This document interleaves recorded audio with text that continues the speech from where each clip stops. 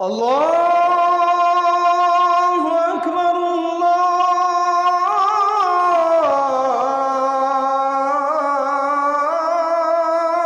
আকবার। আল্লাহ তোমাদের জন্য একত্ববাদী দিন দিয়েছেন, কারণ তাদের সমাজে পৌত্তলিক ছিল, মুশরিক ছিল, মূর্তি পূজারী, তারকা পূজারী ছিল, যারা কিনা এক আল্লাহকে বাদ দিয়ে তারা বহু মাবুদ বানিয়ে তাদের ইবাদত করত। তারা বলেছেন ওরা তোমাদের রব নয়, নিশ্চয়ই আল্লাহ তোমাদের জন্য একত্ববাদী একটা দিন দিয়েছেন, যেই দিনের ভেতরে রব কয়জন? পুরুষ মানুষের মতো জবাব দেন, রব কয়জন? একজন। একজন রব, একত্ববাদী দিন তোমাদেরকে দেওয়া হয়েছে। তাহলে এখানে দিন শব্দের অর্থ হলো তাওহীদ। সবাই জুড়ে বলেন, এখানে দিন শব্দের অর্থ কি? আগের সূরায় দিন শব্দের অর্থ জানলেন বিচার দিবস, এই সূরায় জানলেন দিন শব্দের অর্থ হলো তাওহীদ। দেখুন, শব্দ একটা কিন্তু অর্থ একটা নয়, বিভিন্ন রকম অর্থ। আপনি আরেকটু সামনে এগিয়ে যান, কোরআনে কারীমের 42 নম্বর সূরা, সূরাতুশ শূরা এর 21 নম্বর আয়াতে আল্লাহ বলছেন, আম লাহুম শুরাকাউ শারাউ লাহুম মিনাদ দীনি মা লাম ইয়াযাম বিহিল্লাহ। আল্লাহ তাআলা বলছেন, তাদের কি এমন কোন শরীক রয়েছে যারা তাদের জন্য এমন দিন ঠিক করে দিয়েছে যার অনুমতি আল্লাহ দেন নাই? এখানে দিন শব্দের অর্থ হলো শরীয়তের বিধিবিধান। সংক্ষিপ্ত এক শব্দে বলতে গেলে এখানে দিন শব্দের অর্থ হলো বিধান। বলেন, এখানে দিন শব্দের অর্থ কি? আবার আপনি কোরআনে কারীমের 12 নম্বর সূরা ইউসুফের ভেতরে চলে যান, সেখানেও আপনি দিন শব্দটি খুঁজে পাবেন। সূরা ইউসুফের 76 নম্বর আয়াতে আল্লাহ তাআলা বললেন, কাযালিকা কিদনা লিইউসুফ মা কানা লিয়াখুযা আখাহু ফি দীনিল মালিকি ইল্লা আইয়াশা আল্লাহ। আল্লাহ তাআলা বলছেন, এইভাবে আমি ইউসুফের জন্য কৌশল অবলম্বন করলাম। আল্লাহ যদি না চাইতেন তাহলে বাদশাহর আইনে সে তার ভাইকে রেখে দিতে পারতো না। এখানে দিন শব্দের অর্থ হলো আইন। এখানে দিন শব্দের অর্থ আইন। আর যে আয়াতের ঘটনাটা বললাম সেটা হলো এই, ইউসুফ আলাইহিস সালাম, তার বাবা হলেন ইয়াকুব আলাইহিস সালাম, তিনি তাকে অত্যন্ত মহব্বত করতেন। ইউসুফ আলাইহিস সালামের আরো 10 ভাই ছিল, অন্য মায়ের ঘরের 10 ভাই ছিল। এটা তারা সহ্য করতে পারছিল না, তারা এটা পছন্দ করতে পারছিল না। এই জন্য ইউসুফ আলাইহিস সালামকে তারা হত্যার উদ্দেশ্যে একদিন ঘর থেকে বের করে নিয়ে গেল।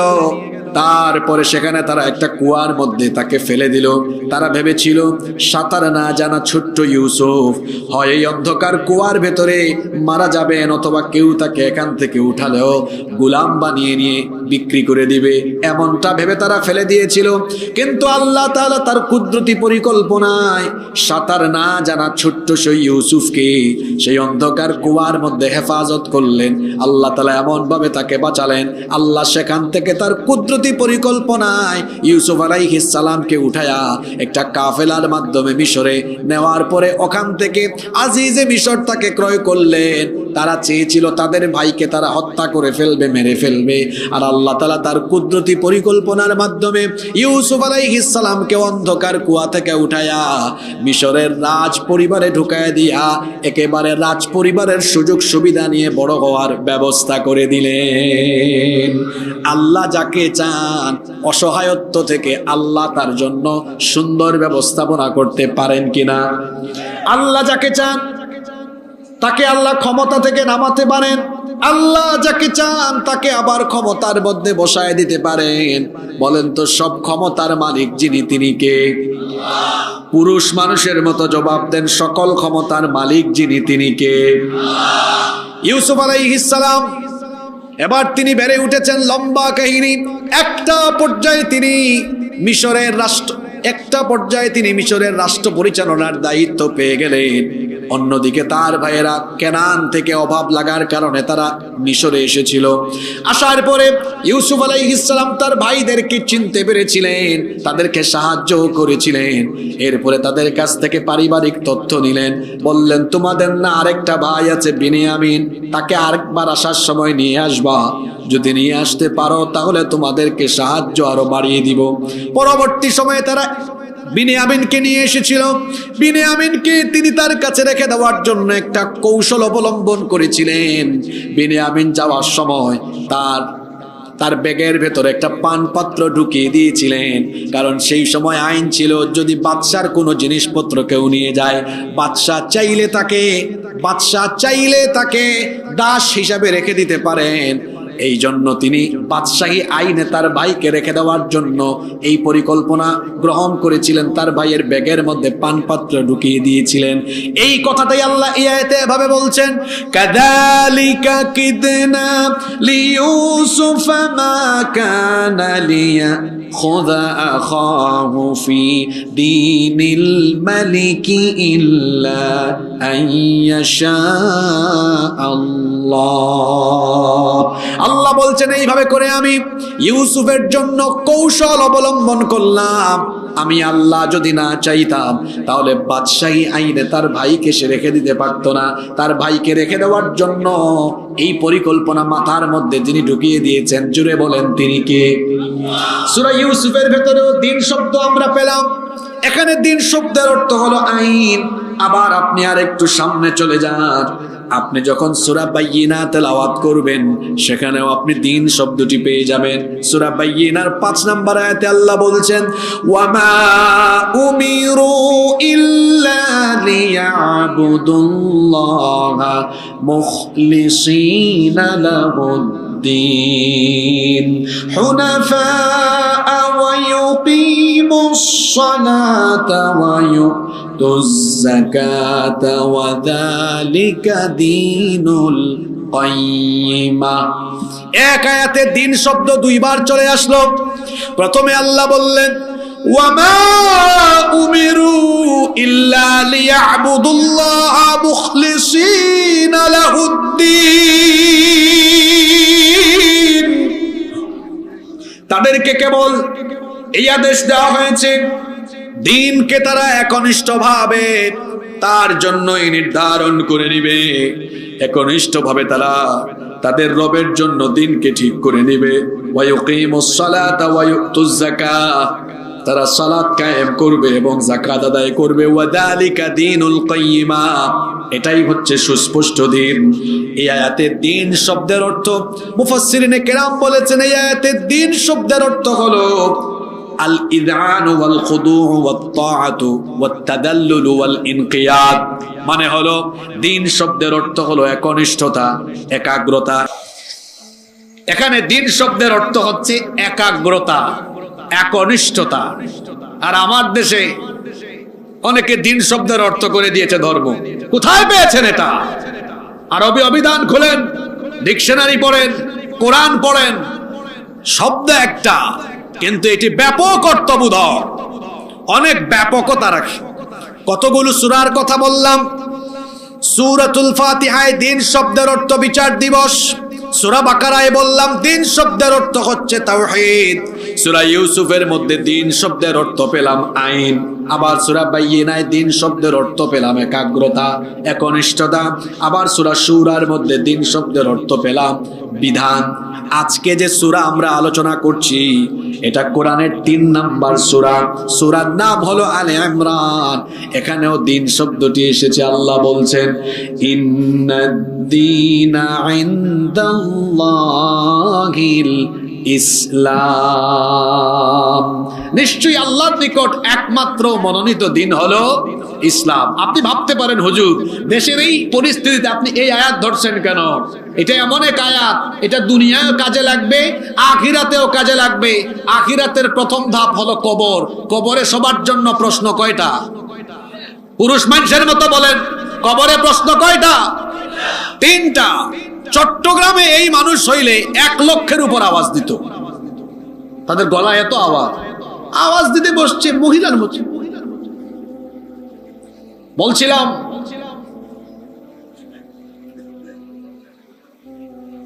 কোন জায়গায় ছিলাম আমরা? না, সেটা তো বলেছি। হ্যাঁ, কবরের প্রশ্ন। কবরের প্রশ্ন সবার জন্য কয়টা? তিনটা। না বলে বলেন তিনটা, স্পষ্ট করে বলেন কয়টা? তিনটা। প্রথম প্রশ্ন, আমার রব্বুকা, তোমার রব কে? দ্বিতীয় প্রশ্ন বলেন তো কি? জোরে বলেন। মা দীনুকা। আজকে দিনের আয়াত এমনি এমনি ধরি নাই। দুনিয়ায় যারা দিন বুঝে, দিনের পথে চলবে না, কবরে এরা দিন সম্পর্কে প্রশ্নের উত্তর দিতে পারবে না। এরা আটকে যাবে, ধরা খাবে। আপনি একটু পরে বুঝবেন কেন এই আয়াত ধরেছি। দিন, এখানে সূরা আলে ইমরানে বলা হচ্ছে ইন্নাদ-দীনা ইনদাল্লাহিল ইসলাম। নিশ্চয়ই আল্লাহর নিকট একমাত্র মনোনীত দিন হলো ইসলাম। এখানে দিন শব্দের অর্থ কি? এখানে দিন শব্দের অর্থ মুফাসসিরিনে কেরাম করেছেন আন-নিযামুল কাউনি আল কামিল ওয়াল খালি মিনান নকস, অর্থাৎ পরিপূর্ণ, সম্পূর্ণ, কমপ্লিটেড, যেটাকে আমরা বলতে পারি এভাবে যে কমপ্লিট কোড অফ লাইফ, পরিপূর্ণ জীবন বিধান।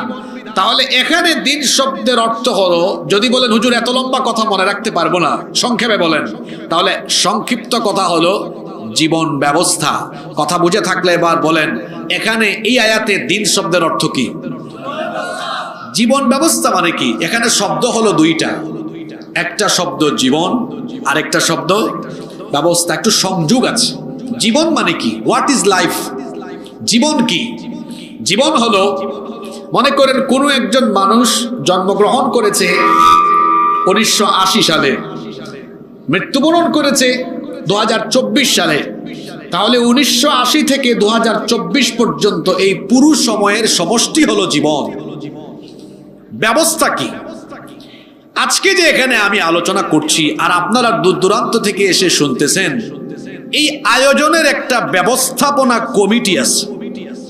এরা এই ব্যবস্থাপনাটা করেছে, আয়োজনটা করেছে। আপনি জন্ম নিয়েছেন, জন্মের পর থেকে মৃত্যু পর্যন্ত আপনার জীবনের যত রকমের ব্যবস্থাপনা আছে, আপনার জীবনের যতগুলো দিক এবং বিভাগ আছে, সকল দিক এবং বিভাগকে পরিচালনার, ব্যবস্থাপনার মূলনীতি যে দিনের ভেতরে ঢুকিয়ে দেওয়া হয়েছে, জোরে বলেন সেই দিনের নাম কি? ইসলাম। এটা পরিপূর্ণ, কমপ্লিটেড, পূর্ণাঙ্গ জীবন ব্যবস্থা। আল্লাহর দিন ইসলামের অনেক বৈশিষ্ট্য রয়েছে, তার মধ্যে আজকে 7টা বৈশিষ্ট্য বলে আমরা এখান থেকে বিদায় নিব। যদি এই 7টা বৈশিষ্ট্যের কথা আপনারা অনুধাবন করতে পারেন, আমার মনে হয় যে আমরা দুনিয়া আখিরাত উভয় জাহানের সফলতা হাসিল করতে পারবো ইনশাআল্লাহ। তাহলে আজকে দিন ইসলামের কয়টা বৈশিষ্ট্য বলবো? জোরে বলেন কয়টা? যাদের সুযোগ হয় নোট ডাউন করেন। নাম্বার 1, 1 নাম্বার, দিন ইসলামের প্রথম বৈশিষ্ট্য হচ্ছে, এটা হচ্ছে দীনুন রব্বানিয়া, এটা হচ্ছে রবের দেওয়া দিন। দিন ইসলামের ভেতরে যত বিধিবিধান আছে, কোন নবী রাসূল কিংবা ফেরেশতারা নিজেরা বানিয়ে এখানে কোনো কিছু ঢুকান নাই, বরং দিন ইসলামের যত বিধান আছে সকল বিধান কার? আস্তে বলবেন না, জোরে বলেন, দিন ইসলামের সকল বিধান কার? এই যে দিন ইসলামের প্রধান উৎস কোরআন, এই কোরআনের ভেতরে আমার নবী কিংবা ফেরেশতা জিবরিল কেউ কিছু ঢুকিয়ে দিতে পারেন নাই, বরং এই কোরআনের ভেতরে যা কিছু আছে কোরআনের বাণী। জোরে বলেন কার বাণী? কাফিরেরা বলা বলি করতে লাগলো, আমাদের চোখের সামনে শিশুকাল, শৈশবকাল, যৌবনকাল পেরিয়ে তারা বলল মুহাম্মদ, আমরা বলি সাল্লাল্লাহু আলাইহি ওয়াসাল্লাম, এখন বড় হয়েছে, এখন বলে তার কাছে নাকি ওহী আসে, আল্লাহর তরফ থেকে তার কাছে নাকি ওহী নাজিল হয়। এটা আমরা বিশ্বাস করি না। তারা বলতে লাগলো নিশ্চয়ই সেটি বানিয়ে নিজে নিজে রচনা করে। আল্লাহ তাআলা জবাব দিয়ে দিলেন, ওয়ামা ইয়ানতিকু আনিল হাওয়া ইন হুয়া ইল্লা ওয়াহয়ুন ইউহা। আমার নবী তার মনোবৃত্তির অনুসরণ করে নিজে নিজে বানিয়ে কোনো কথা বলেন না, বরং আমার তরফ থেকে যা ওহী আসে তাই তিনি বলেন। নবী যা বলেন সবগুলো কথা কার কথা? আস্তে বলবেন না, জোরে বলেন কার কথা? আল্লাহ আরো বললেন, আমার নবী যদি নিজে থেকে কোনো কিছু কোরআনে ঢুকিয়ে দিতেন, ওয়ালাউ তাকাওয়ালা আলাইনা বাদাল আকাওয়িল লাআখাযনা মিনহু বিল ইয়ামিন সুম্মা লাকাতানা মিনহুল ওয়াতিন। আমি বলি নাই এমন কোন বিষয় যদি আমার নামে আমার নবী কোরআনে ঢুকিয়ে দিতেন, তাহলে আমি আমার নবীর ডান হাতকে চেপে ধরতাম আর নবীর এই কণ্ঠ নালীটাকে আমি আল্লাহ কেটে ফেলে দিতাম। আল্লাহু আকবার। তার মানে হলো কোরআনের ভেতরে যা আছে সবগুলো কথা কার কথা? এজন্য দ্বীন ইসলামের প্রথম বৈশিষ্ট্য হলো এটা হলো দ্বীন রব্বানিয়া, এটা রবের দেওয়া দ্বীন। এই দ্বীনের ভেতরে আল্লাহর বিধান ব্যতীত অন্য কারো মন গড়া বিধান ঢুকানো নাই। তার মানে হলো এটা রবের দেওয়া দ্বীন, রবের দেওয়া জীবন ব্যবস্থা। দ্বীন ইসলামের 2 নাম্বার বৈশিষ্ট্য হলো এটা হলো পৃথিবীর সকল পয়গাম্বার অর্থাৎ সকল নবী এবং রাসূলদের দ্বীন। পৃথিবীতে আল্লাহ তাআলা মানুষের হেদায়েতের জন্য আবুল বাশার সাইয়্যিদিনা আদম আলাইহিস সালাম থেকে নিয়ে আখেরি পয়গাম্বার মুহাম্মাদুর রাসূলুল্লাহ, সকলে বলি সাল্লাল্লাহু আলাইহি ওয়াসাল্লাম পর্যন্ত যত নবী এবং রাসূল পাঠিয়েছেন সকল নবী এবং রাসূলদের দ্বীনের নাম হলো ইসলাম। সবাই বলেন তো সব নবী রাসূলের দ্বীনের নাম কি? ইসলাম। সব নবীদের দাওয়াতি অ্যাপ্রোচ একরকম ছিল, সব নবীদের দ্বীন একরকম ছিল, কিন্তু শরীয়ত ভিন্ন ছিল। কথাটা আবারও বলছি, সব নবীদের দ্বীন ছিল একরকম কিন্তু শরীয়ত ছিল ভিন্ন রকম। সকল নবীদের কালিমাও ছিল একরকম কালিমা, তাওহীদের ভেতরে কোনো ভিন্নতা ছিল না। সবাই বলেছেন লা ইলাহা ইল্লাল্লাহ। এজন্য তো আল্লাহ বলেছেন ওয়ালাকাদ বাআসনা ফি কুল্লি উম্মাতির রাসূলা আন ইবুদুল্লাহ। অবশ্যই আমি সকল জাতিগোষ্ঠীর জন্য রাসূল পাঠিয়েছি। তাদের দাওয়াতি অ্যাপ্রোচ, দাওয়াতি সম্ভাষণ একরকম ছিল। সকলেই যার গোলামীর দাওয়াত দিয়েছেন, জোরে বলেন তিনি কে? সবাই আল্লাহর গোলামীর দাওয়াত দিয়েছেন। সব নবীদের দ্বীনও একরকম ছিল কিন্তু শরীয়ত ভিন্ন রকম ছিল। বলবেন হুজুর শরীয়তে ভিন্নতা কেমন করেছিল?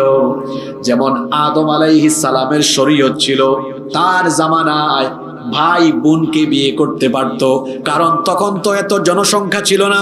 এই জন্য এক গর্ভের ছেলে আরেক গর্ভের মেয়েকে বিয়ে করতে পারত, তার শরীয়তে সেটা জায়েজ ছিল।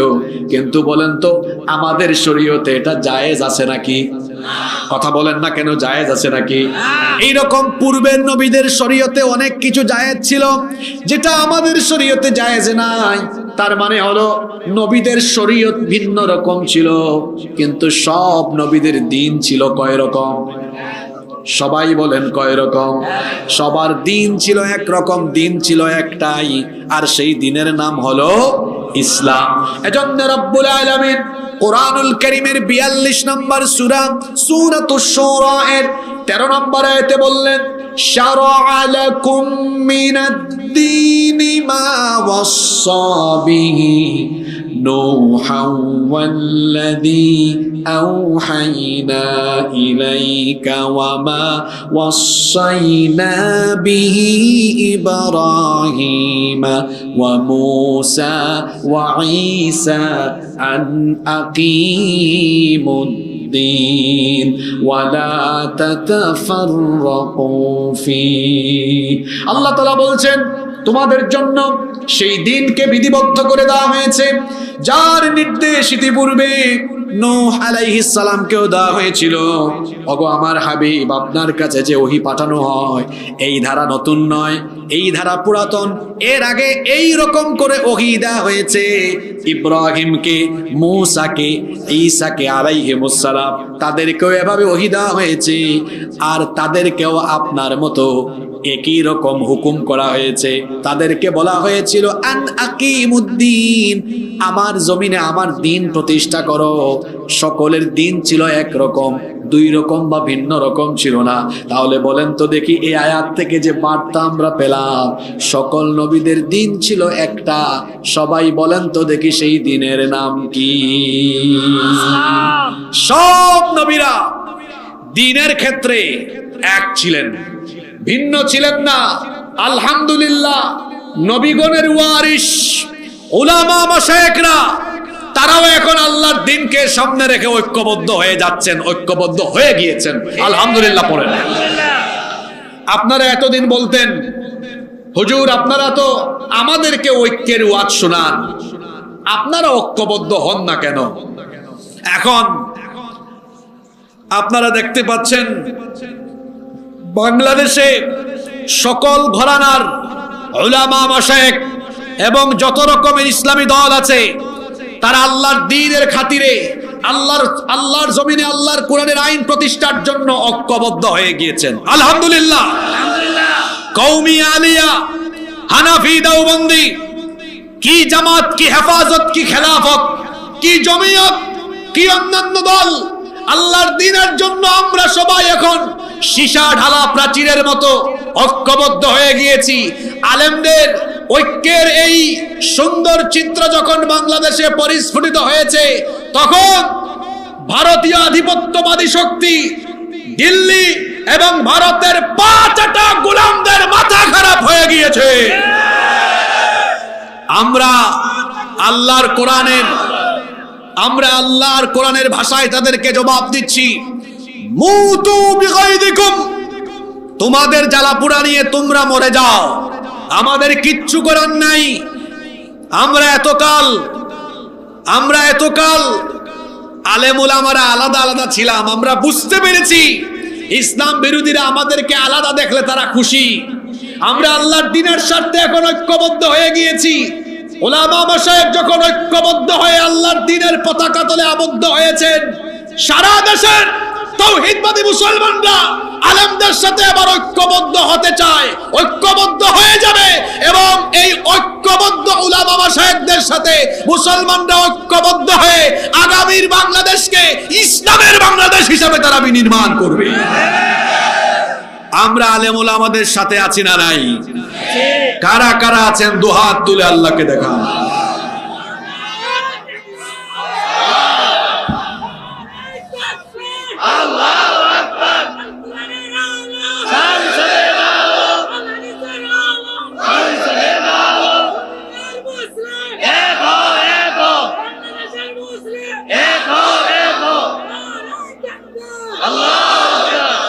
এক হয়ে যেতে হবে, এক হয়ে যেতে হবে, এক না হয়ে আর উপায় নাই। কারণ আমাদের প্রভু কয়জন? পুরুষ মানুষের মতো জবাব দেন, আমাদের রব কয়জন? আমাদের রসুল কয়জন? কিতাব কয়টা? তো কেন এক হব না আমরা? আমাদের প্রভু এক, এক নবীর উম্মত, জীবন বিধানে ওই শিবানী কোরআন। তবে কেন এক নও হে মুসলমান? এক হও, এক হও করিয়া আহ্বান। বাইতুল্লাহ এক, মদিনা শরীফ এক, উহুদ পাহাড় এক, বদরের মাঠ এক। একটা তো জীবন আর মরণ তো একবার, সকলের তোরে আছে একই স্থান। তবে কেন এক নও হে মুসলমান? এক হও, এক হও করিয়া আহ্বান।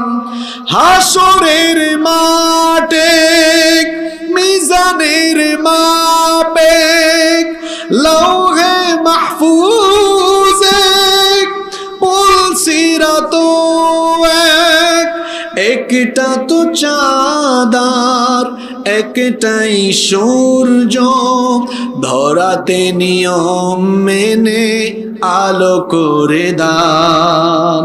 তবে কেন এক নও হে মুসলমান, এক হও করিয়া আহ্বান, আমাদের প্রভু এক নবীর উম্মত, জীবন বিধানে ওই শিবানী কোরআন। তবে কেন এক নও হে মুসলমান, এক হও করিয়া আহ্বান। আমরা আলেমদের সাথে ঐক্যবদ্ধ হতে রাজি আছি না নাই? আরো জুড়ে বলেন, রাজি আছি না নাই? আগামীর বাংলাদেশ উলামা মাশায়েখদের ঐক্যের ভিত্তিতে কুরআনী বাংলাদেশ হিসাবে কায়েম করা হবে। সম্মানিত ভাইয়েরা, আমি বলছিলাম দ্বীন ইসলামের 7টি বৈশিষ্ট্যের কথা বলছিলাম। এর মধ্যে 2 নম্বর পয়েন্টে ছিলাম যে দ্বীন ইসলাম হলো সব নবী এবং রাসূলদের দ্বীন। সব নবী রাসূলদের দ্বীন একরকম না ভিন্ন রকম? একরকম। সব নবীদের দ্বীনের নাম জোরে বলেন তো কি? ইসলাম। দ্বীন ইসলামের 7টা বৈশিষ্ট্য বলছি। 1 নাম্বার বলেছিলাম এটি হচ্ছে দ্বীনুন রব্বানিয়া, এটা হচ্ছে রবের দেওয়া দ্বীন। 2 নাম্বার বলেছিলাম এটি হচ্ছে সকল নবী রাসূলদের দ্বীন। 3 নাম্বার হলো এটি হলো বিজয়ী দ্বীন। আল্লাহর দ্বীনকে এই পৃথিবীতে কেউ পরাভূত বা পরাজিত করতে পারবে? দ্বীন ইসলামকে কেউ মুছে দিতে পারবে না। দ্বীন ইসলামকে কেউ নিশ্চিহ্ন করে দিতে, দুনিয়ায় যত ধরনের মতাদর্শ আছে সকল পথ মতের উপরে তিনি যেন ইসলামকে বিজয়ী আদর্শ হিসেবে প্রতিষ্ঠা করতে পারেন, এই জন্য রাসূলকে এই দায়িত্ব যিনি তিনি পাঠিয়েছেন তিনি কে? এটা বিজয়ী দিন। আল্লাহর নবী যখন এই দিনের প্রচার প্রসারের কাজ আরম্ভ করলেন, আল্লাহর দ্বীনের আলোকে নিভিয়ে দেওয়ার জন্য মক্কার মুশরিকরা পৌত্তলিকেরা নানা রকমের অপচেষ্টা চালিয়েছিল। আল্লাহর নবীকে তারা আজে বাজে ভাষায় গালিগালাজ আরম্ভ করেছিল। কাফিরদের সেই গালিগালাজের ভাষাগুলো কোরআনে আল্লাহ উঠিয়ে দিয়েছেন। তারা আল্লাহর নবীকে গালি দিয়েছিল সাহির, তারা বলেছিল নবীজিকে জাদুকর, বলেছিল কাযযাব মিথ্যাবাদী, তারা নবীজিকে বলেছিল মাজনুন, বলেছিল পাগল, বলেছিল শাইর, বলেছিল কবি, বলেছিল কাহিন, নবীজিকে গণক বলেছিল। কোরআন নাজিলের যুগে যার উপরে কোরআন নাজিল হয়েছে তাকেই কাফিররা গালি দিয়েছে। গালিগালাজের এই ধারাবাহিকতা কিন্তু এখনো বন্ধ হয় নাই। এখনো যারা নবীদেরকে অনুসরণ করে কোরআনের কথা বলে কোরআনের আদর্শ প্রচার করে, এই যুগের কোরআন বিরোধীরা এখনো কোরআনওয়ালাদেরকে গালিগালাজ করে। তারা এই হাসলত, তাদের বাপদাদার স্বভাব তারা ধরে রেখেছে। গালির জায়গায় আছে, শুধু মডেলটা ভার্সনটা আপডেট হয়েছে। দেখবেন প্রতি বছর আইফোন বের হয় এক নামে, কিন্তু ভিন্ন ভিন্ন মডেল বা ভার্সন আছে। 12, 13, 14, 15, 16, এখন চলে 17, কিন্তু নাম হলো আইফোন। নাম ঠিক আছে, শুধু ভার্সন বা মডেল চেঞ্জ হয়েছে। কোরআন নাজিলের যুগে কোরআন বিরোধীরা কোরআনওয়ালাদেরকে গালি দিত 1500 বছর পরে। এখনো দেখবেন আপনার সমাজে এমনকি গোটা পৃথিবীতে কোরআন বিরোধীরা কোরআনওয়ালাদেরকে গালিগালাজ করে।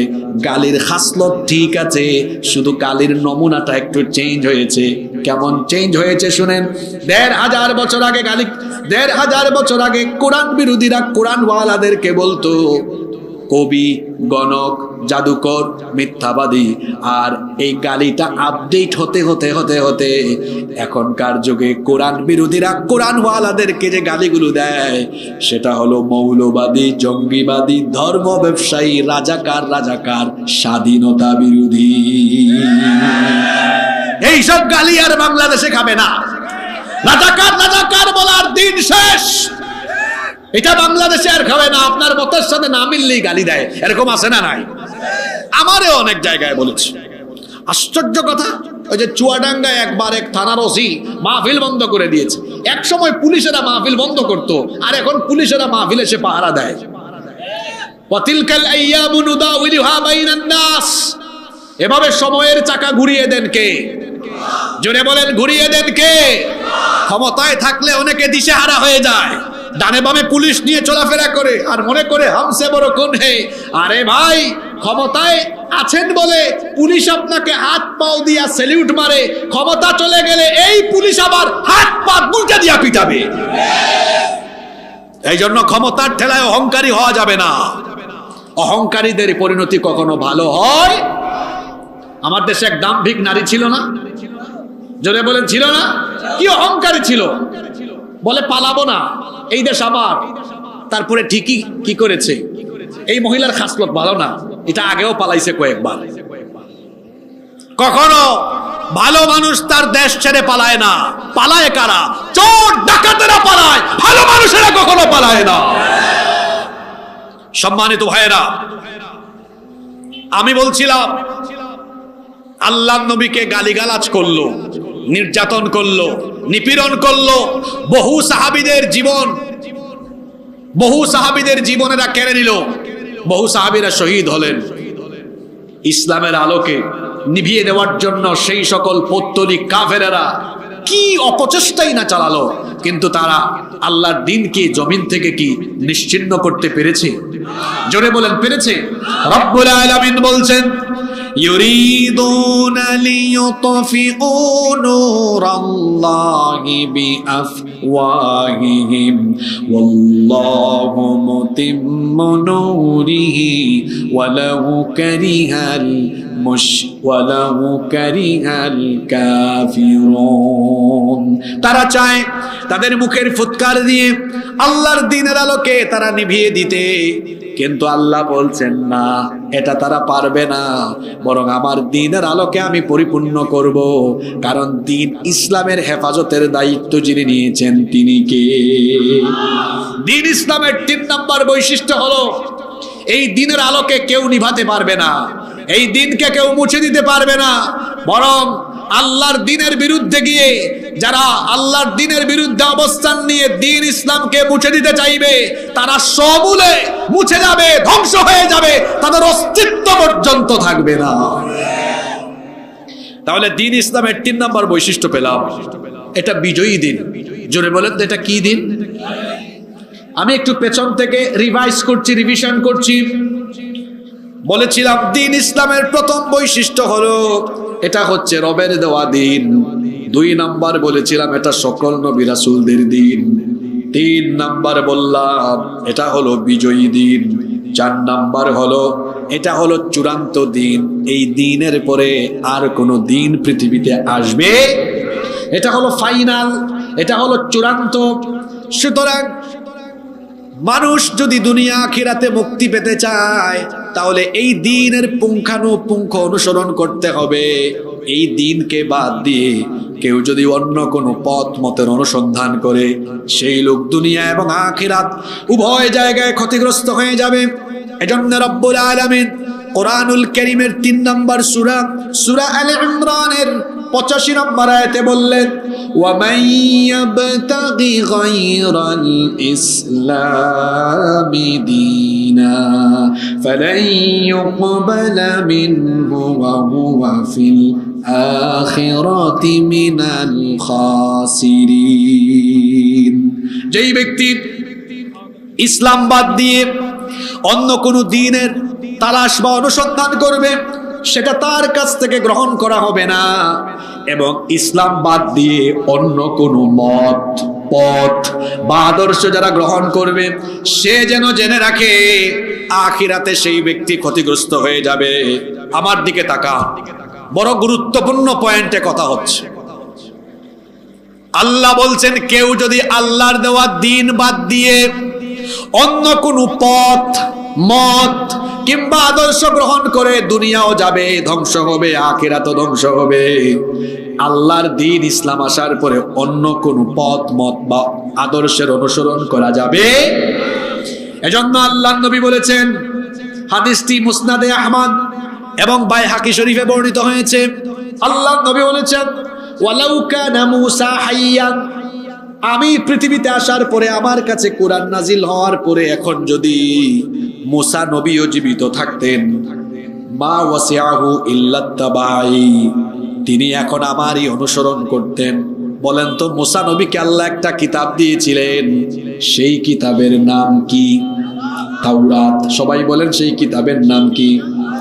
শুনে আল্লাহর নবী বলেছেন, আমার কাছে কোরআন নাজিল হওয়ার পরে এখন যদি মুসা নবীও দুনিয়ায় থাকতেন তাহলে তিনি তার কাছে নাজিল হওয়া তাওরাতের অনুসরণ করতে পারতেন না, কারণ কোরআন নাজিল হওয়ার পরে অন্যান্য সকল বিধিবিধানকে রহিত কিংবা বাতিল করে দিয়েছেন কে?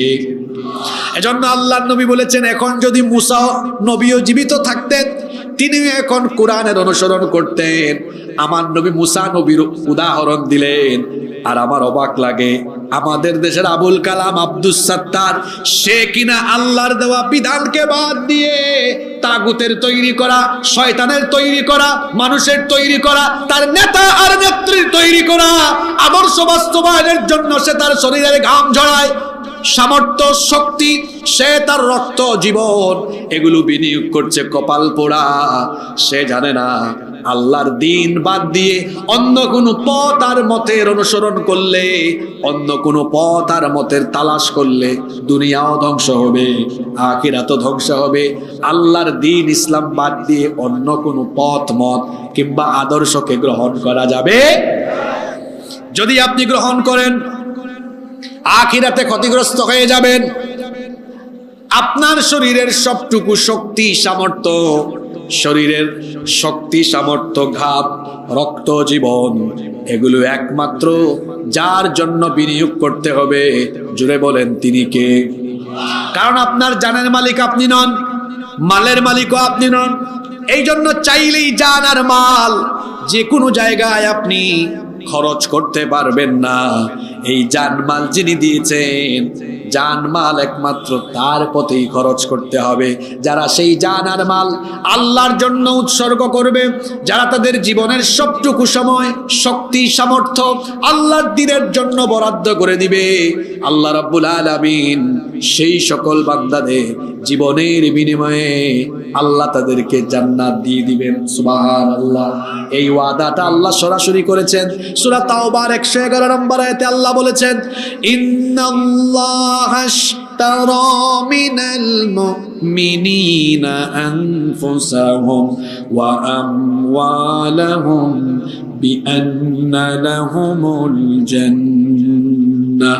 নিশ্চয়ই আল্লাহ মুমিনদের থেকে জান এবং মাল খরিদ করে নিয়েছেন, আর তাদের জান আর মালের বিনিময়ে আল্লাহ তাদেরকে জান্নাত দিয়ে দিয়েছেন।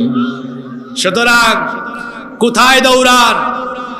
এই যুবকেরা, কোথায় দৌড়ান? কোন দিকে যান? চিন্তা করে দৌড়ান আপনি। হ্যাঁ, কোথায় যাচ্ছেন আপনি? এই যে আপনার শরীরের যৌবনের শক্তি, সামর্থ্য, এই যৌবনের শক্তি, সামর্থ্য, এই সবটুকু যদি দিয়েছেন, গলার আওয়াজ বড় করে আকাশ বাতাস প্রকম্পিত করে বলেন তিনি কে? Keep in your mind, youth is not a gift given by your leader. যৌবন আপনার নেতার দেওয়া গিফট নয় যে আপনি আপনার নেতার সামনে পিছনে দৌড়ায় দৌড়াইয়া চামচামি করে করে এটা শেষ করবেন। আপনারা যুবক যারা আছেন, আপনাদেরকে অনেকে টার্গেট করে আপনাকে ইউজ করে, ব্যবহার করে। কিভাবে? তার ক্ষমতার স্বার্থে, তার রাজনৈতিক স্বার্থে সে আপনাকে টার্গেট করে। আপনার পকেটে 1500 টাকা ঢুকাই দিয়া কিংবা লোভনীয় কোনো প্রস্তাব দিয়ে আপনাকে সামনে পিছনে রেখে মোটরসাইকেল শুডাউন করায়, আপনাকে চামচার মতো ব্যবহার করতে চায়। যুবক ভাইদেরকে আমি প্রশ্ন করতে চাই, এই যৌবন এটা কি কোনো নেতা দিয়েছে? জোরে বলেন, নেতা দিয়েছে? এটা দিয়েছে কে? তো তুমি চামচার মতো দৌড়াও কেন? Be a prestigious person, you have to personality. তোমার মধ্যে ব্যক্তিত্ব থাকা দরকার। এই যে আমিও তো আপনার মতো যুবক মানুষ, আমি কথা বলছি, ঘাম বেরোচ্ছে, আমার শরীরের 1 ফোঁটা ঘাম। আমাকে কেউ আব্বা ডাকলেও তার সামনে পিছনে চামচার মতো ঘুরাইতে পারবে না। তার কারণ হলো আমার তারুণ্য, আমার যৌবন, আমার ঘাম, আমার রক্ত, আমার জীবন এটা কোনো নেতা নেত্রীর চামচামি করার জন্য দেওয়া হয় না। এই তারুণ্য, এই যৌবন, আমার ঘাম, আমার শ্রম, আমার রক্ত, আমার জীবন এটা যদি দিতেই হয় তাহলে আল্লাহর জমিনে আল্লাহর দ্বীন কায়েমের জন্য উৎসর্গ করে দিব। কারা কারা রাজি আছেন? দুহাত তুলে আল্লাহকে দেখা।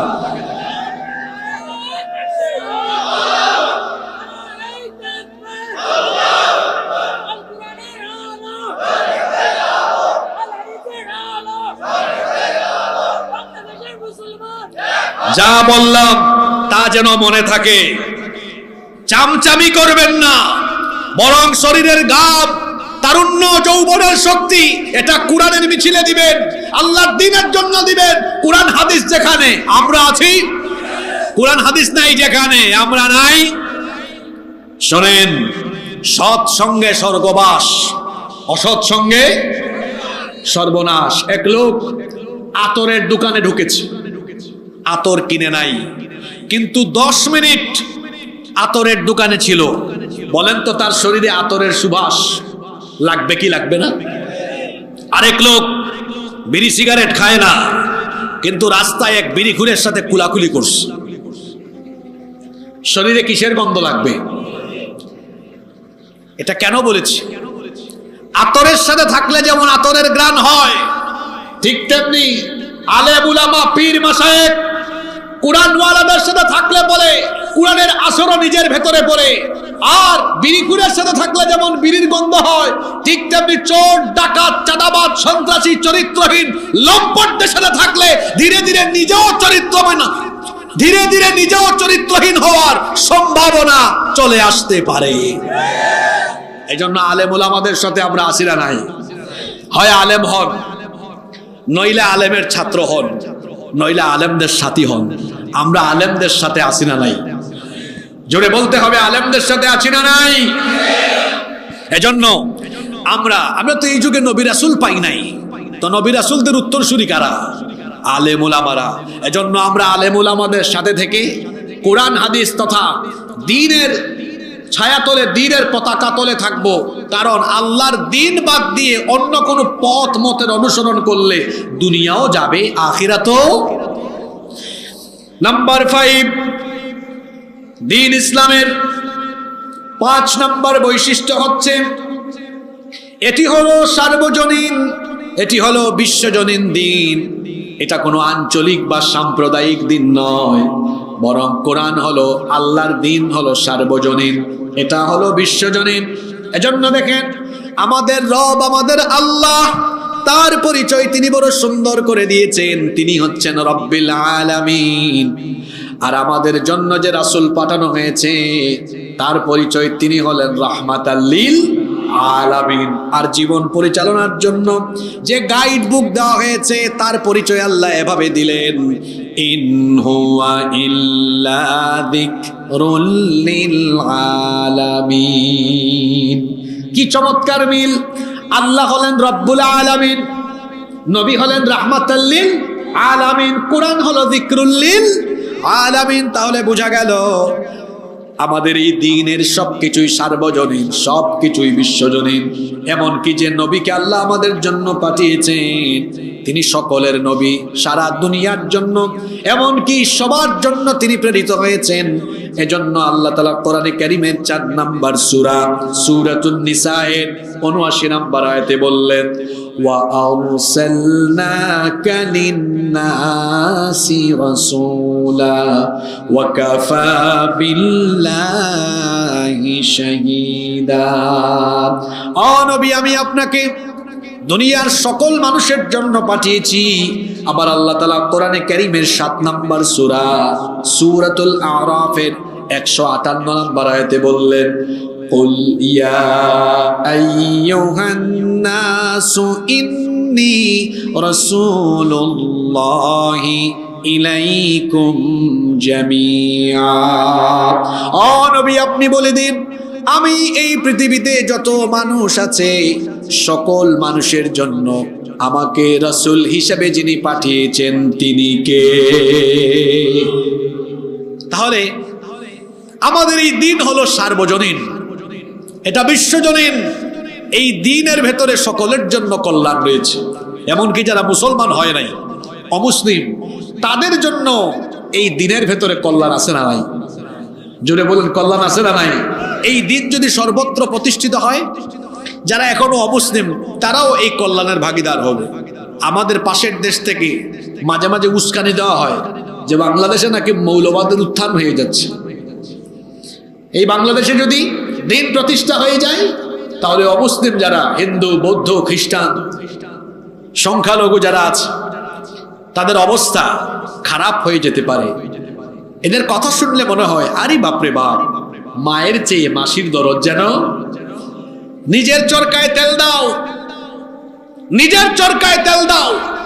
তোমাদের দেশে 20 কোটি মুসলমানদের উপরে তোমরা কি ধরনের নিপীড়ন চালিয়েছো তা দুনিয়ার মানুষ জানে। আমাদেরকে সাম্প্রদায়িক সম্প্রীতির সবক দিও না। আমরা এই দেশে সাম্প্রদায়িক সম্প্রীতি রক্ষা করে চলবো। কোনো অমুসলিমকে কষ্ট দেওয়া, জুলুম করা, তার বাড়িঘর লুটপাট করা, তার উপর রাহাজারি করা, কোনো অমুসলিমের উপাসনালয় ধ্বংস করে দেওয়া, এই শিক্ষা কি ইসলাম আমাদেরকে দেয়? জোরে বলেন, এই শিক্ষা কি ইসলাম আমাদেরকে দেয়? বরং ইসলাম আমাদেরকে সম্প্রীতি শিখায়, ইসলাম আমাদেরকে শৃঙ্খলা শিখায়। ইসলামই আমাদেরকে শিখিয়েছে কোনো বিধর্মীর উপাস্যকে গালি দিও না, তাদের উপাসনালয়ে হামলা চালিও না, তাদের উপরে জুলুম করো না, তাদের অধিকার নষ্ট করো না। এজন্য আমার দেশের যত অমুসলিম আছেন আমরা তাদেরকে বলতে চাই, এই দেশে যদি আল্লাহর দ্বীন প্রতিষ্ঠা হয় আপনাদের কোনো ধরনের দুশ্চিন্তা করার কোনো কারণ নেই। তার কারণ হলো মায়ের কোলে শিশু যেমন নিরাপদ, ঠিক তেমনি মুসলমানদের কাছে অমুসলিমরাও নিরাপদ।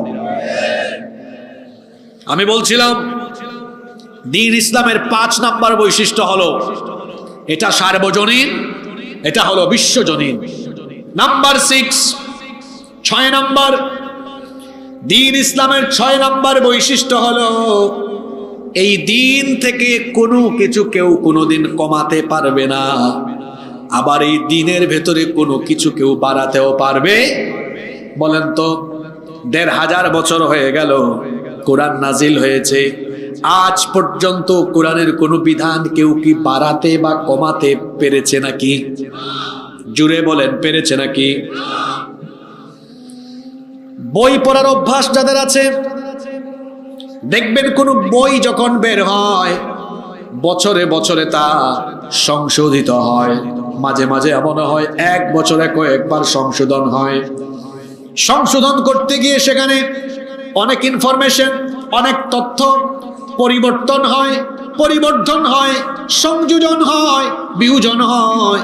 কিন্তু 1500 বছর হয়ে গেল, আল্লাহর কোরআনের একটা আয়াত তো দূরের কথা, শব্দ তো দূরের কথা, অক্ষর তো দূরের কথা, একটা অক্ষরের নুক্তা পর্যন্ত পরিবর্তন সংযোজন বা বিয়োজন হয়েছে নাকি? জুড়ে বলেন তো, হওয়ার কোনো সম্ভাবনা আছে নাকি? 1500 বছর হয়েছে, এখনো এর ভেতরে কোনো সংশোধনী আসে নাই, আসবেও না। কিয়ামত পর্যন্ত এই কোরআন এভাবেই থাকবে, কারণ এই কোরআনের হেফাজতের দায়িত্ব যিনি সরাসরি নিয়েছেন, গলার আওয়াজ বড় করে বলেন তিনি কে? এজন্য রব্বুল আলামিন বলছেন, ইন্না নাহনু নাযালনা যিকরা ওয়া ইন্না লাহু লাহাফিযুন। নিশ্চয়ই এই কোরআন আমি নাজিল করেছি, আর এর হেফাজতের সবটুকু দায়িত্ব আমি নিজে নিয়েছি। কোনো পরিবর্তন হয়নি, হবেও না। আপনারা বলেন তো, এই বাংলাদেশে যে সংবিধান আছে রাষ্ট্র পরিচালনার জন্য, এই সংবিধান এখন পর্যন্ত সংশোধন হয়েছে মোট কতবার? কেউ জানেন না? বাংলাদেশের সংবিধান সংশোধন হয়েছে কয়বার? অ্যামেন্ডমেন্ট হয়েছে কয়বার? 17 বার। বাংলাদেশের জন্ম হয়েছে কত বছর? 54 বছর। 54 বছরে এটা সংশোধন হয়েছে কতবার? 17 বার। আপনাদের কি মনে হয়, এটা যারা সংশোধন করে তারা আপনাদের ভাগ্যের কথা চিন্তা করে সংশোধন করে, না নিজেদের কথা আগে চিন্তা করে? এখনো বুঝেন নাই? যে যখন আইন পরিবর্তন সংযোজন বা বিয়োজন করে, সে তখন তার নিজের স্বার্থ, দলের কথা আগে বিবেচনা করে, এইটা হইলে আমি ক্ষমতায় বেশি দিন থাকতে পারবো কিনা, আমার সব ঠিকঠাক মতো চলতে পারবে কিনা, আমার চেলা চামুন্ডারা খাইতে পারবে কিনা, এই সকল দিক বিবেচনা করে তারপরে এটা সংশোধন হয়। কখনো আপনার জনগণের কথা চিন্তা করে এটা সংশোধন হয় না। সুতরাং আমি বলছি আপনাদেরকে, ভালো করে শোনেন, যারা নিজেদের ক্ষমতার স্বার্থে বারবার সংবিধান সংশোধন করে করে পাল্টায়। মানুষের তৈরি করা এই আইন দিয়ে কোনোদিনও মানুষের ভাগ্যের পরিবর্তন হবে না। মানুষের ভাগ্যের যদি পরিবর্তন চান, তাহলে অপরিবর্তনীয় আল্লাহর দেওয়া এই কোরআনের বিধানের কোনো বিকল্প না। এবার আসেন, সর্বশেষ পয়েন্ট নিয়ে আমি কথা বলছি। দ্বীন ইসলামের 7 নম্বর বৈশিষ্ট্য। এটা বলার আগে আগের 6টা পয়েন্ট বলি। দ্বীন ইসলামের প্রথম বৈশিষ্ট্য, এটা হলো দীনুর রব্বানিয়া, এটা রবের দেওয়া দিন। দ্বীন ইসলামের 2 নম্বর বৈশিষ্ট্য হলো, এটা হলো সকল নবী রাসূলদের দিন। 3 নম্বর, এটা হলো বিজয়ী দিন। 4 নম্বর, এটা হলো চূড়ান্ত দিন। 5 নম্বর, এটা হলো সার্বজনীন এবং বিশ্বজনীন। 6 নম্বর, এটা হলো এমন এক দিন যার থেকে কেউ কিছু কমাতে কিংবা বাড়াতে পারবে। 7 নম্বর হলো দ্বীন ইসলামের 7 নম্বর বৈশিষ্ট্য হলো, এটা হলো পরিপূর্ণ জীবন বিধান। যা যা দরকার মানুষের জীবন পরিচালনার জন্য, যা যা দরকার সবকিছু এই দিনের ভেতরে রয়েছে।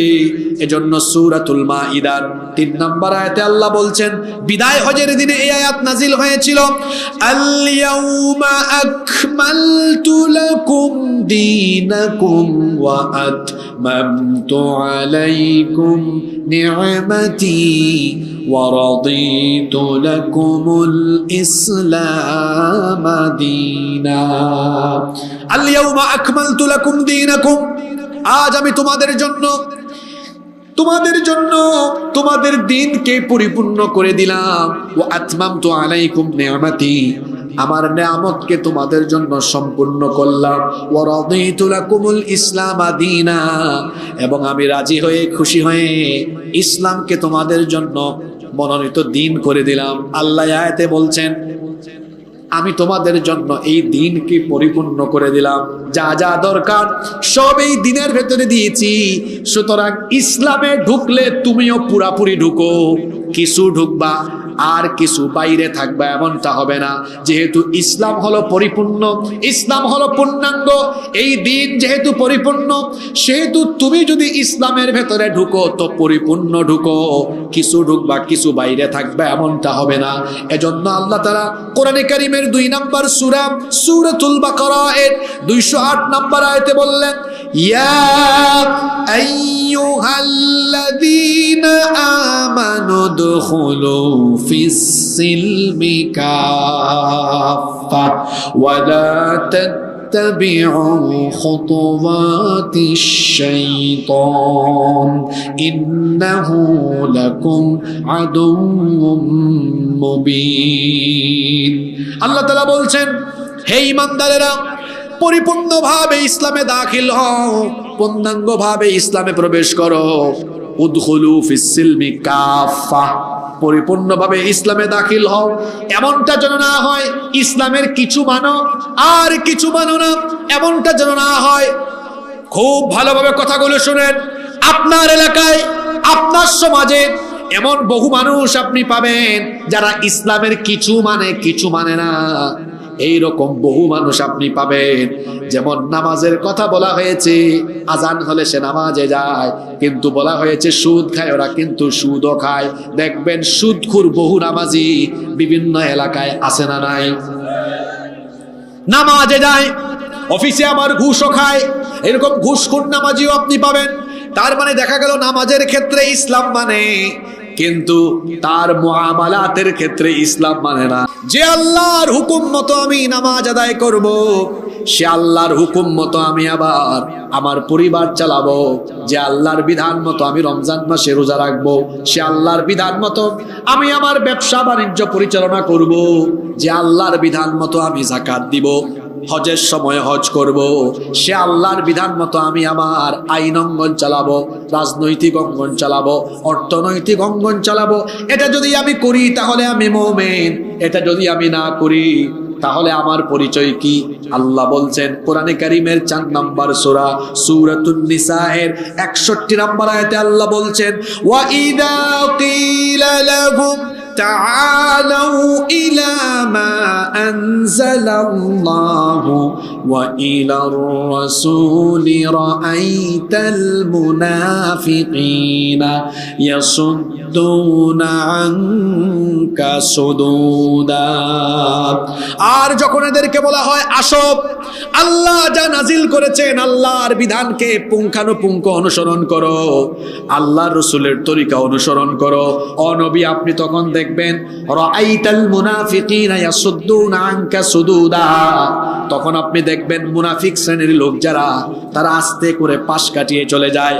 তাহলে আল্লাহ পরিচয় করায় দিলেন কোরআনের যারা কিছু মানে না, এরা মুমিন নয়। আল্লাহ এদের পরিচয় দিয়েছেন এরা হলো, ঘুমায় গেছেন নাকি? যারা কোরআনের কিছু মানে না, আল্লাহ এদের পরিচয় দিয়েছেন এরা হলো মুনাফিক। মুনাফিক হলো আল্লাহর সৃষ্টির সবচাইতে খারাপ। কারণ হলো এরা এমন, এদের মুখে একটা ভিতরে থাকে আরেকটা। কাফিরের চাইতেও মুনাফিক খারাপ, কারণ কাফিররা যাবে জাহান্নামে, মুনাফিকেরা যাবে জাহান্নামের তলদেশে। নমরুদ ফেরাউনের চাইতেও মুনাফিক খারাপ। মুনাফিক কারা? মুনাফিক এটা কিন্তু মুসলমানের সমাজে বাস করে কেউ যদি বলে হুজুর আমি হিন্দু দেখবো, অনেক হিন্দু দেখবো ভারতে যান, খ্রিস্টান দেখবো আমেরিকায় যান, বৌদ্ধ দেখবো চীনে যান, মায়ানমারে যান, ইহুদি দেখবো, তাহলে আপনি ইসরায়েলে যান। কেউ যদি বলে হুজুর আমি মুনাফিক দেখবো, কোন দেশে যাব? বাংলাদেশে যাওয়া লাগবে না গো ভাই, আপনার এলাকায় আছে, এই প্যান্ডেলেও থাকতে পারে। অনেকেই আছে মুসলমান নাম ধরে মুনাফিক সেজে বসে আছে, এরকম আছে না নাই? আল্লাহর কোরআন আল্লাহর বিধানের কিছু যারা মানে, আল্লাহর দিনের কিছু মানে না, আল্লাহ এদের পরিচয় করায় দিলেন এরা মুমিন নয়, এরা হলো মুনাফিক। আল্লাহ বলছেন তুমি কেন এমন হবা? ইসলামে ঢুকলে, দিনের ভেতরে ঢুকলে পুরাটা ঢুকবা। আল্লাহ এবার বলছেন আফাতু মিনুনা বিবাদিল কিতাবি ওয়া তাকফুরুনা বিবাদ ফামা জাযাউ মান ইয়াফআলু যালিকা মিনকুম ইল্লা খিজয়ুন ফিল হায়াতিদ দুনিয়া ওয়া ইয়াউমাল কিয়ামাতি ইউরাদ্দুনা ইলা আশাদ্দিল আযাব ওয়া মাল্লাহু বিগাফিলিন আম্মা তা'মালুন। আল্লাহ তাআলা বলছেন তবে কি তোমরা এই কিতাবের কিছু মানো আর কিছু মানো না?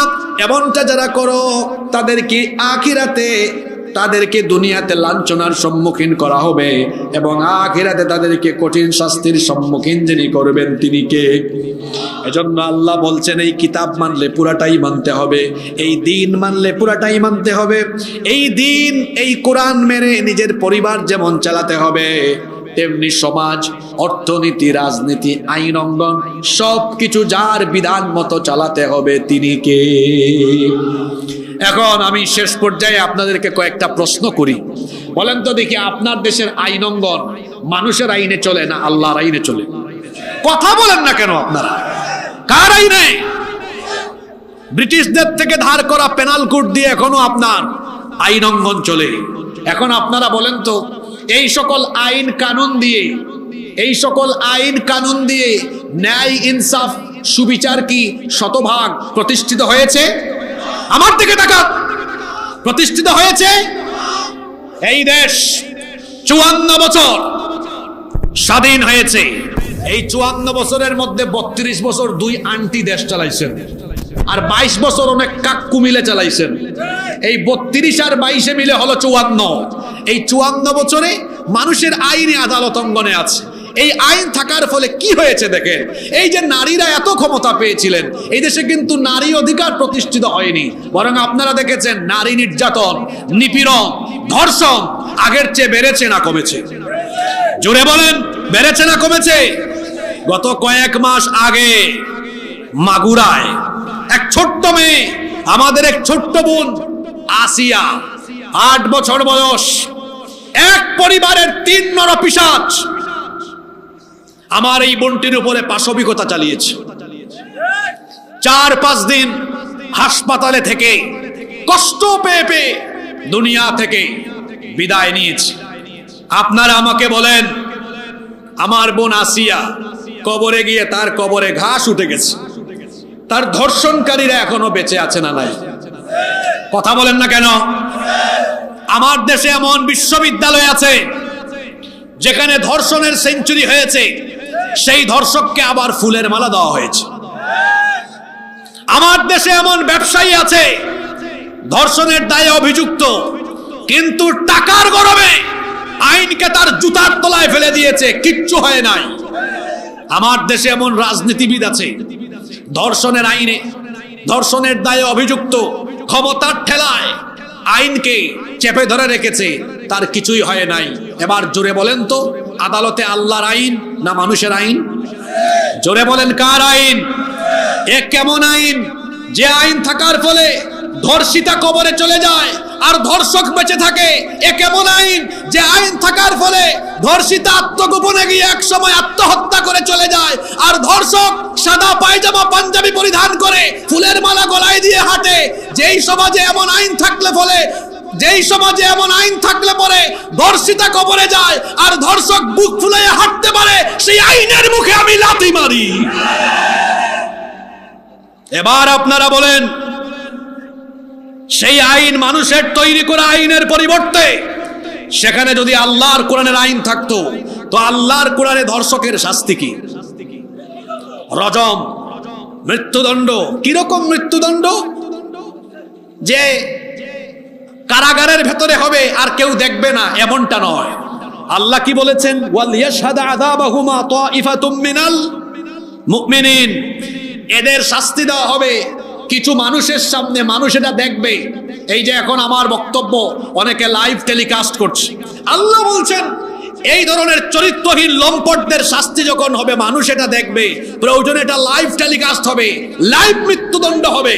আপনারা আমাকে বলেন, এই দেশে যদি একজন ধর্ষকের বিচার মানুষের চোখের সামনে করা হতো, যদি সত্যিকার অর্থেই একজন ধর্ষকের শাস্তি কোরআন মোতাবেক মানুষের চোখের সামনে রজম বা মৃত্যুদণ্ড দেওয়া হতো, তাহলে এই দেশে আর ধর্ষক বাড়তো? জোরে বলেন, বাড়তো?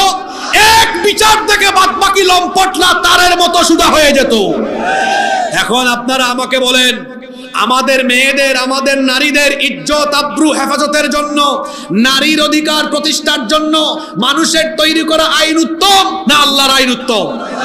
জোরে বলতে হবে, কার আইন? শেষ কথা বলি, মানুষকে আপনি যতই বুঝান না কেন, মানুষ পেটে আগে খাবার চায়। ক্ষুধা মুক্ত, দারিদ্রতা মুক্ত, সচ্ছল স্বনির্ভর সমাজ প্রতিষ্ঠার জন্য আল্লাহর দেওয়া যে যাকাতের ফর্মুলা রয়েছে, এই যাকাত ভিত্তিক এই অর্থনৈতিক ফর্মুলা গ্রহণ করলে পরে মানুষের অর্থনৈতিক মুক্তি মিলবে। সুতরাং শেষ কথা সংক্ষেপে বলতে চাই, আমাদের মুক্তির জন্য, অধিকার প্রতিষ্ঠার জন্য মানুষের তৈরি করা আইনকে লাথি দিয়ে বঙ্গোপসাগরে ফেলে আল্লাহর কোরআনের আইনকে গ্রহণ করে নিতে হবে। কারা কারা রাজি আছেন দুহাত তুলে আল্লাহকে দেখা?